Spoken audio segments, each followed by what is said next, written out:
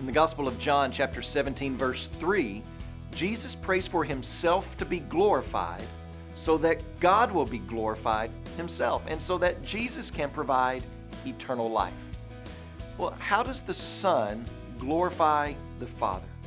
Well, let's take a look at the flow of the argument. God has given Jesus authority over all flesh so that Jesus can give eternal life to all that God draws to himself. So God is predestined. He has decreed that a people will be a gift to his Son. We talked about this back in John chapter 6, verse 37. All that the Father gives me will come to me. And then again in John chapter 6, verse 44, no one can come to me unless the Father draws him. And I understand that many people have varying viewpoints on what exactly that means, but no one can get around the biblical truth that salvation is all of God. And if it were not for God's initiating and wooing and drawing grace, no dead man would ever be made alive. But what does people having eternal life have to do with God's glory? Look at verse 3. And this is eternal life, that they know you, the only true God, and Jesus Christ, whom you have sent. So here's the argument. Jesus says, Father, I'm ready for the cross so that you can be glorified. And you are glorified when your people truly know you. I'm ready to die so that others can live in communion with you. But how does Jesus' death accomplish communion with God for us? How does Jesus' death allow him to give eternal life to all those God has given to him? And how does this allow them to know God? Well, I've noticed that there are several mindsets in America today regarding what it means to know God. One is that everyone intrinsically knows God and that he's just like a puppy dog, just waiting at the door for us to walk in and pat him on the head. Well, that's one mindset. There's another mindset that addresses the weakness of this viewpoint by saying if I do enough good things that outweigh my bad things, then God will accept me and that's the way to be on good terms with God and I will know God in that way. But where does the standard of good and bad come from? Who determines what is good, noble versus selfish? Because if I'm the one grading, then I'm probably going to be grading on a curve, right? And I'm going to make myself look pretty good. So some might say that that's what the Bible is all about, just follow the rules, but we can't. And that's actually what the Bible is all about, that we can't follow all of the rules. In fact, that was one of the main arguments Jesus made over and again to the religious leaders of his day, and that when they did think they were following the rules, they wanted everyone to look and praise them and not God. So watch this.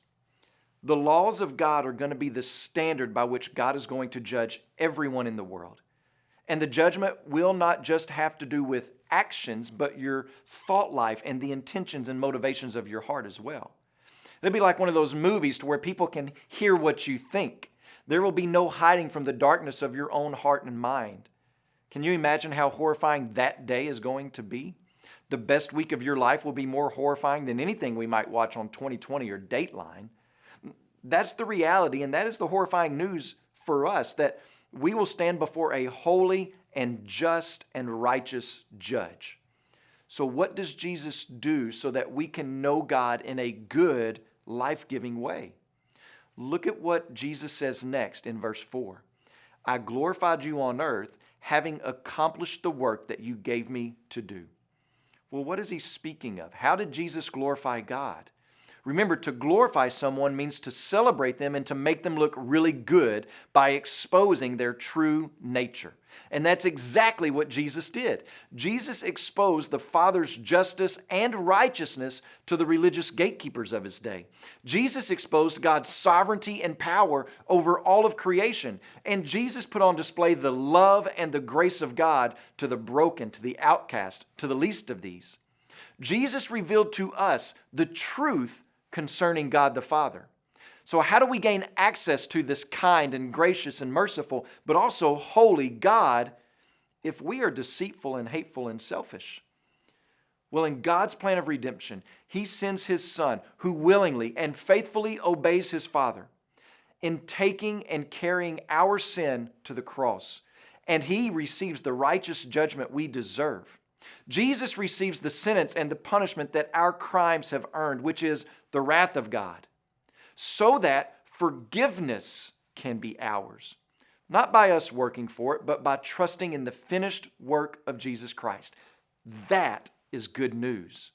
And when a person does that, when they believe that, Jesus grants to them, justly and rightly so, eternal life. Because not only did Jesus die for our sin, but He also rose from the dead because He's more powerful than sin. And this is how Jesus makes God look really good. Jesus, by going to the cross, says, God is worth this. Knowing God is worth this. Pleasing God is worth this. He is worthy of all of this.